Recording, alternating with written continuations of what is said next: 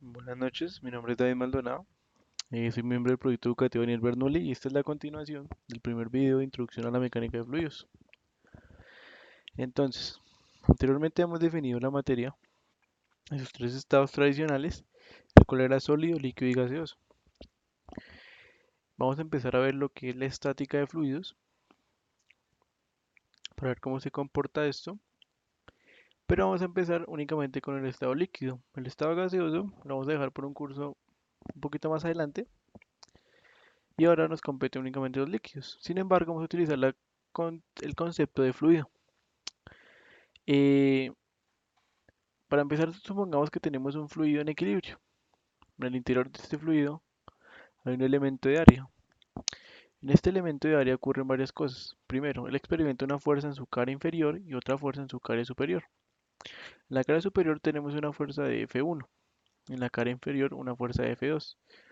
Fíjense que estas fuerzas son opuestas, pero si estamos garantizando que el sistema es estático, estas fuerzas deben ser de la misma magnitud y tienen el sentido opuesto, como se puede ver aquí. Aquí ocurre algo interesante y es que las fuerzas laterales, las que me forman un ángulo con el elemento de área, es decir, algo así, se compensan en la forma lateral. Entonces, únicamente en este tipo de análisis, generalmente nos importan son las presiones, perdón, las fuerzas verticales. Entonces, si supusiéramos que existiera una fuerza que está ejerciendo una fuerza tangencial, por así decirlo, al elemento de A, quiere decir que se está moviendo, cosa que no me garantiza que sea un sistema estático. Entonces estamos diciendo que la masa líquida es estática y que el elemento, por estar dentro de la masa líquida, es estático. Entonces, para hablar de esto, definamos qué es la presión en un fluido. La presión en un fluido es la fuerza que se ejerce en dicho punto. Entonces, tengamos en cuenta que si escribimos la presión de la manera en que es fuerza sobre área, no estamos estableciendo la orientación acerca de dónde se ejerce esta presión. Pero ¿qué ocurre con esto? La presión se puede establecer con dirección únicamente con una magnitud que está acompañada de un área. ¿Qué quiero decir? Aquí ya hablamos de esfuerzos. Un esfuerzo tiene una dirección siempre y cuando el área me la defina. Entonces, si el área está orientada hacia un lugar, como vemos en el ejemplo primario, la- lo que me está dando como tal la dirección que está experimentando este esfuerzo es el área, es el sentido del área donde estoy aplicando la fuerza. A la larga, la fuerza, perdón, el esfuerzo es una fuerza. De esta manera, podemos decir que la presión, a diferencia de un esfuerzo, la presión no posee una dirección y la presión es una magnitud escalar, por ende. Algo importante también es que la presión es una magnitud local, es una magnitud que se calcula en punto por punto, como hemos dicho, en un área situada en dicho punto. Entonces, supongamos que queremos calcular el peso de una columna de mercurio. Vamos a hablar primero de peso y cómo este se transforma o hace la transición a lo que conocemos como presión. Entonces, ¿por qué mercurio? Esto representa al experimento de Torricelli. Fue el primero que midió la presión atmosférica, bueno, el peso que ejerce el aire en una superficie. En este caso, él utilizó mercurio en la invención suya, que es el barómetro, y por eso nos pareció competente medir este peso como tal. Entonces supongamos que el peso está relacionado de esta forma. Tenemos que W, que es el peso, es igual a la masa, en este caso del mercurio, por la gravedad. Entonces, utilicemos el concepto de densidad media que hablamos en el video anterior. Entonces, tenemos que la masa es igual a ρ del mercurio, por el volumen, que es el volumen ocupado del fluido. Entonces, si sustituimos la ecuación de la densidad en el peso, vamos a obtener esta relación en que el peso es igual a la densidad por el volumen por la gravedad. Pero es que el volumen también puede ser reescrito de otra manera, una muy tradicional, una muy conocida, que es base por altura. Entonces, si nosotros reemplazamos este volumen por base por altura, la expresión del peso nos queda dicha de esta forma. Ahora, en los valores teóricos, un barómetro tradicional tiene una base de 1 centímetro cuadrado y la altura es de 760 milímetros.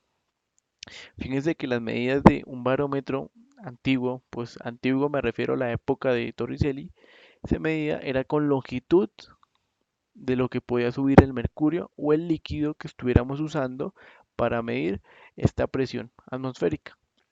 Entonces, por otro lado tenemos que el valor teórico de la densidad del mercurio es 13.59 gramos sobre centímetro cúbico por centímetro cúbico.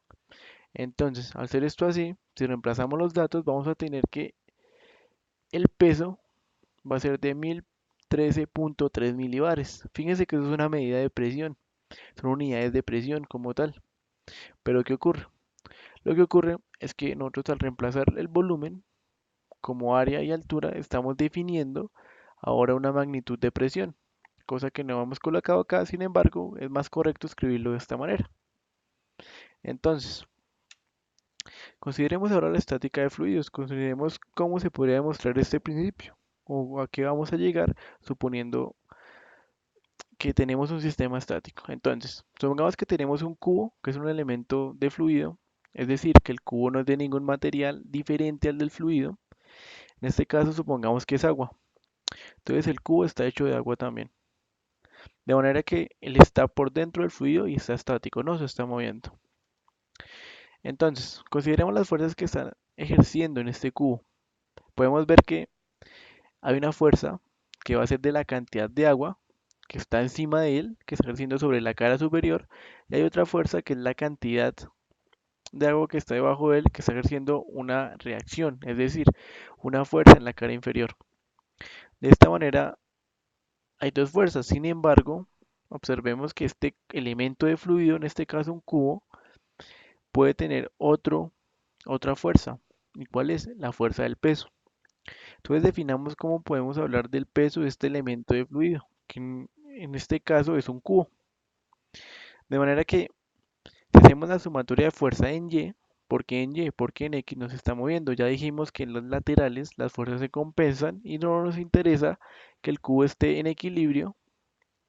Por lo tanto, la fuerza neta que se actúa verticalmente debe ser cero, es decir, no se está moviendo, no está cayendo ni se está moviendo de izquierda a derecha.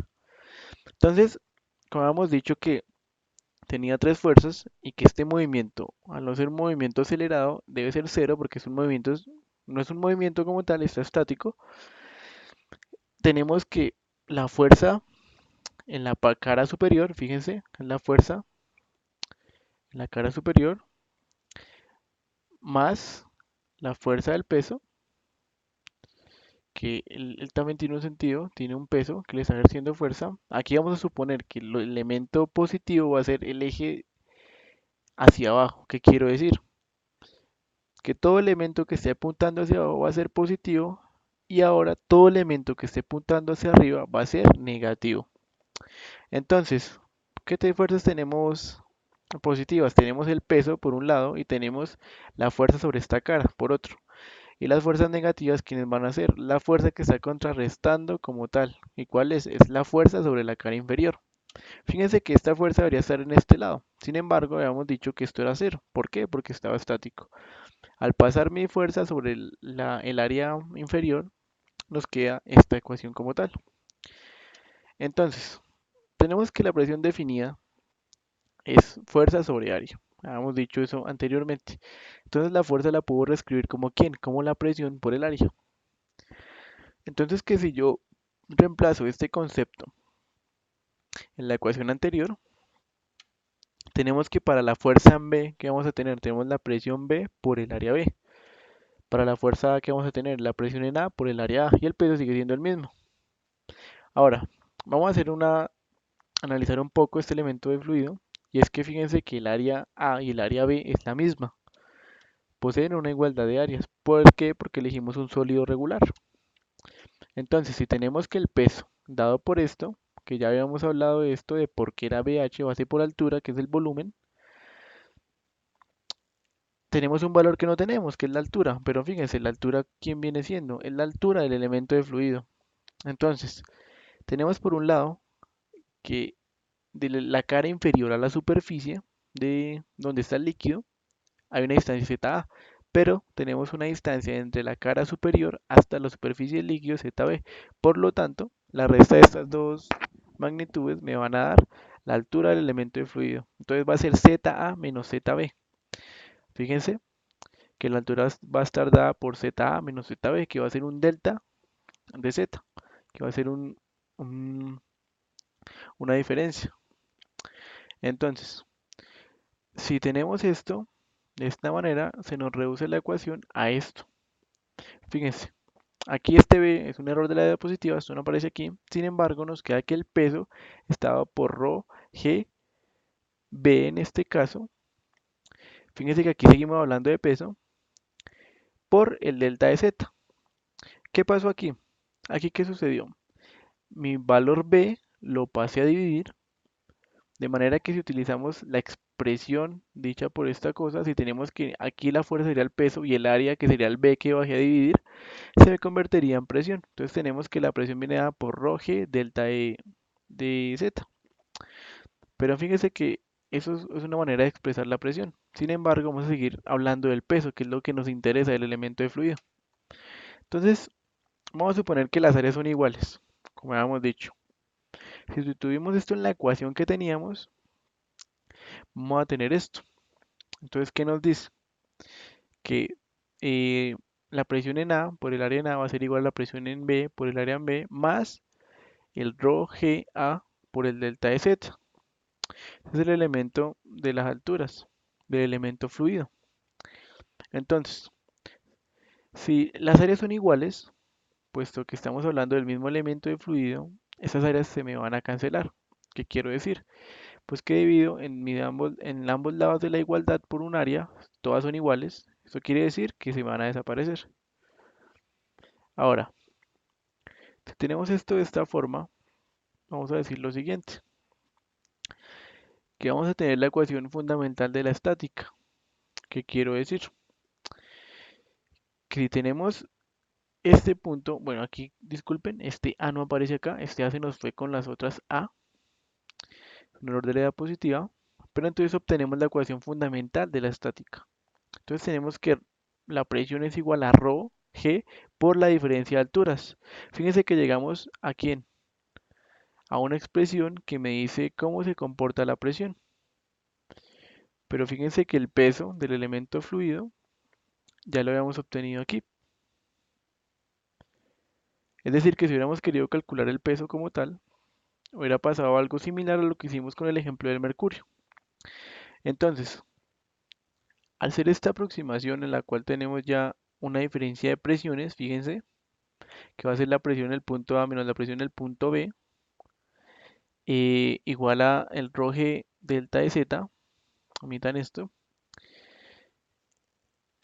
Esa es la presión, la ecuación fundamental de la estática. Ahora, ¿qué sucede? Esta presión usualmente siempre es la presión de la superficie. Entonces, más adelante vamos a hablar de algo de que se llama presión absoluta. La presión absoluta de quién depende. Casi siempre esta presión B va a ser la presión atmosférica, porque va a ser la presión que está ejerciendo desde una superficie. Entonces, al definir la ecuación de la estática, ¿qué pasaría si las alturas ahora son las mismas?